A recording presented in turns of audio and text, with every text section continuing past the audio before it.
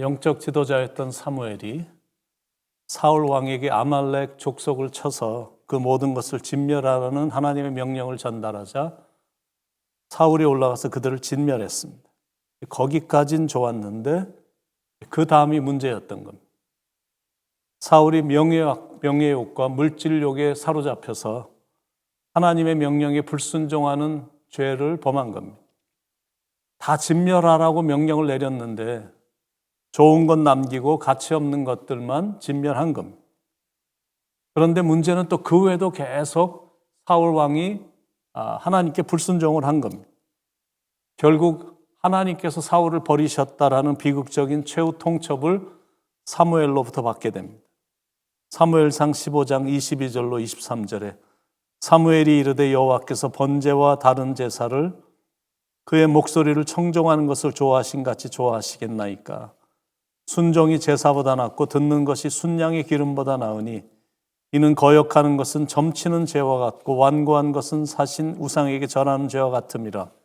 왕이 여호와의 말씀을 버렸으므로 여호와께서도 왕을 버려 왕이 되지 못하게 하셨나이다 하니 26절에 사무엘이 사울에게 이르되 나는 왕과 함께 돌아가지 아니하리니 이는 왕이 여호와의 말씀을 버렸으므로 여호와께서 왕을 버려 이스라엘 왕이 되지 못하게 하셨음이니이다 하고 28절에도 사무엘이 그에게 이르되 여호와께서 오늘 이스라엘 나라를 왕에게서 떼어 왕보다 나은 왕의 의색에 주셨나이다.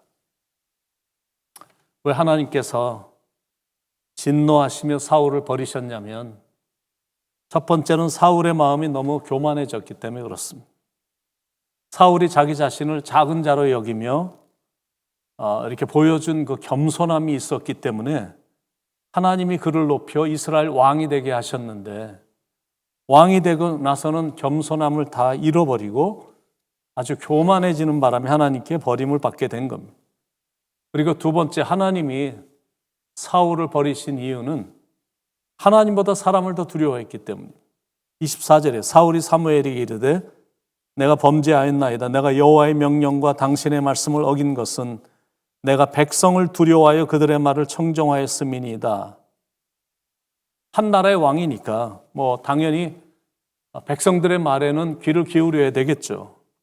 그런데 사울의 문제가 어디에 있었냐면 하나님은 두려워하지 않고 백성들만 두려워해서 사람들의 말만 청종한 겁니다. 그래서 하나님께 버림을 받게 된 겁니다. 세 번째 이유는 하나님의 말씀을 버렸기 때문입니다.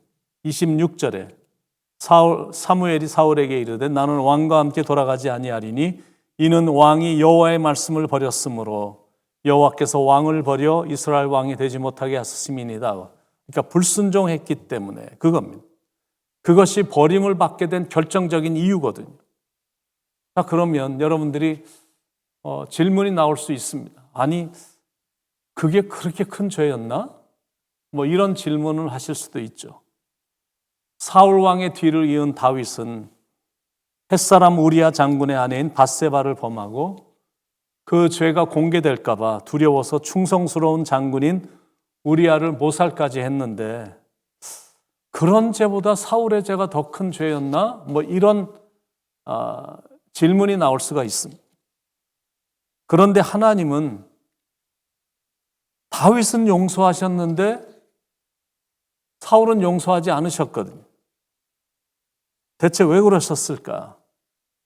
그러니까 우리가 생각하는 윤리적이고 종교적인 관점과 이 영적인 관점, 사울의 불순종의 죄, 영적인 관점, 우리가 생각하는 윤리적이고 종교적인 관점, 다윗의 지은 죄악, 이런 그 두 가지가 사람의 상식과는 매우 다르다라는 게 이게 결론입니다. 하나님은 순종하는 자를 다른 건 부족해도 그만큼 기뻐하시거든요. 반대로 불순종하는 자는 다른 부분에서는 괜찮은 부분이 보여도 기뻐하지 않으신다라는 거예요. 그래서 하나님 앞에서는 무조건 순종만 있을 뿐입니다. 중세시대의 성자로 추앙을 받은 이탈리아 아시시의 프란시스는 주여 나를 평화의 도구로 써주소서라고 시작되는 평화를 구하는 기도를 쓴 사람으로 잘 알려져 있죠. 참으로 훌륭한 기독교 역사의 정말 가장 성자다운 성자였다라고 말할 정도로 훌륭한 성자입니다. 그에게 두 사람의 젊은이가 제자가 되고 싶다 하면서 찾아온 겁니다. 그런데 프란시스는 그 두 젊은이에게 이렇게 말을 했습니다. 먼저 저쪽에 있는 밭에 가면 배추들이 많이 있는데 그 배추를 뽑아서 뿌리를 하늘 쪽으로 다시 심고 오시오.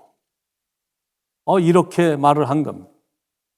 그러자 한 젊은이는 말없이 배추밭으로 가서 프란시스가 하라는 대로 한 겁니다. 그런데 다른 젊은이는 이 프란시스의 어처구니 없는 요구를 비웃으면서 그냥 집으로 돌아간 겁니다. 프란시스의 제자가 되려는 젊은이에게 요청한 것은 순종이었던 겁니다. 왜냐하면 순종이 안 되면 다른 것이 다 안 되기 때문에 그렇습니다. 하나님이 쓰신 사람들을 보면 한결같이 하나님께 순종했던 사람들입니다. 하나님께 버림받은 사람들을 보면 한결같이 하나님께 불순종했던 사람들이. 근데 하나님은 지금도 여전히 순종하는 자를 쓰신다라는 것. 부족한 게 많아도 다윗처럼 그런 부끄러운 일이 노출이 됐다 할지라도 하나님 앞에 나와서 회개하며 절대 순종하는 자세를 취하는 사람을 하나님은 쓰시기를 기뻐하신다는 거예요. 순종이란 게 그만큼 중요한 겁니다. 이스라엘 백성들은 노다지 불순종했거든요. 그런데 갈렙과 여호수아는 온전히 여호와를 따랐습니다. 그런 차이입니다. 그래서 그들에게만 약속의 땅에 들어가도록 하나님께서 허락을 하신 겁니다. 불평하고 불순종한 백성들에겐 광야에서만 있게 하셨던 겁니다. 마태복음 7장에 보면 마태복음 5장부터 7장까지가 예수님의 산상수훈에 대한 말씀인데 그 마지막 부분인 7장에 가면 그 산상수훈의 결론이 나옵니다. 그러므로 누구든지 나의 이 말을 듣고 행하는 자는 그 집을 반석 위에 지은 지혜로운 사람 같으리니 비가 내리고 창수가 나고 바람이 불어 그 집에 부딪히되 무너지지 아니하나니 이는 주추를 반석 위에 놓은 까닭이요 나의 이 말을 듣고 행하지 아니하는 자는 그 집을 모래 위에 지은 어리석은 사람 같으리니 비가 내리고 창수가 나고 바람이 불어 그 집에 부딪히매 무너져 그 무너짐이 심하니라. 결론이 뭐냐면 하나님의 말씀에 순종하는 삶은 세상의 어떤 바람에도 흔들리지 않는 복을 주신다. 그겁니다. 그런데 하나님의 말씀에 불순종하는 삶은 작은 비바람에도 쓰러지는 결과가 나타난다. 그겁니다. 그래서 하나님께는 무조건 순종이에요. 그분이 하신 말씀에도 하여튼 무조건 순종일 뿐입니다. 왜냐하면 그분이 우리의 주인이시고 우리는 그분의 종이기 때문에 그렇습니다. 그거예요. 그게 결론입니다. 주인 앞에서는 변명을 하거나 하는 명령에 거절을 하거나 토를 달 수가 없는 거예요. 무조건 순종할 뿐이에요. 주님 말씀하시면 내가 나가리다. 주님 뜻이 아니면 내가 멈춰서리다. 나의 가고 서는 것 주님 뜻에 있으니 오 주님 나를 이끄소서. 뜻하신 그곳에 나 있기 원합니다. 이끄시는 대로 순종하며 살리니 연약한 내 영혼 통하여 임하소서. 주님 나라와 그 뜻을 위하여 오 주님 나를 이끄소서. 이 하나님의 말씀은 알아가면 알아갈수록 하나님의 이 100%입니다. 그 오르심 앞에 우리는 그냥 무릎을 꿇을 수밖에 없는 겁니다. 절대 죄인인 나를 뽑고 거르고 걸러서 구원에 이르게 하신 그 은혜를 생각하면 하나님께 순종할 수밖에 없는 거예요. 그래서 무조건 순종하는 겁니다. 이스라엘의 하나님은 출애굽 때부터 그때까지 언제나 이스라엘과 함께 하셨거든요. 그리고 늘 기적 같은 승리를 안겨주셨습니다. 병력의 수라든지 병장기의 우수함은 떨어졌어도 하나님에 대한 신뢰와 순종이 있을 때는 하여튼 언제나 승리했어요. 그런데 뭔지는 모르지만 사울 왕은 하나님에 대한 온전한 신뢰와 철저한 순종이 결여되어 있었습니다. 그게 사울의 인생이 비참해진 이유입니다. 그래서 오늘의 이야기를 한 줄로 요약한다고 볼 수 있는 구절이 22절의 말씀입니다. 사무엘이 이르되 여호와께서 번제와 다른 제사를 그의 목소리를 청정하는 것을 좋아하신 같이 좋아하시겠나이까. 순종이 제사보다 낫고 듣는 것이 순양의 기름보다 나으니. 하나님은 제사보다 순종을 더 원하십니다.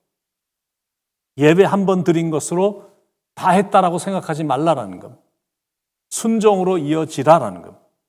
바라기는 여러분은 진실한 마음으로 하나님을 경외하며 하나님을 온전히 신뢰해서 하나님의 말씀에 순종을 다함으로 여러분의 삶이 하나님의 복으로 가득 차기를 예수님의 이름으로 간절히 축원을 드립니다. 기도하시겠습니다.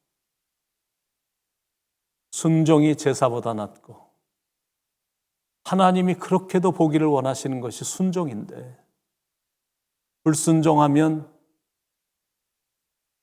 사울 왕을 버리셨던 것처럼 하나님은 기뻐하지 않으시니 에덴 동산에서 일어났던 그 사건도 불순종의 죄를 범했기 때문에 그래서 오늘 주시는 말씀을 마음에 새기며 하나님께는 오로지 순종, 하나님의 말씀에는 온전히 순종하는 그런 마음으로 나아감으로 다윗이 부족했음에도 불구하고 그렇게 하나님의 마음에 합한 그리고 놀라운 축복이 임했던 것처럼 우리도 순종함으로 하나님의 마음에 합한 자들이 되게 하시고 하나님의 기뻐하시기에 축복을 부어주시는 축복의 인생이 되게 인도하여 주시옵소서. 하나님의 말씀 오늘도 전해주신 하늘의 만나 감사드리며 사랑이 많으신 예수님의 이름으로 간절히 기도드립니다. 아멘.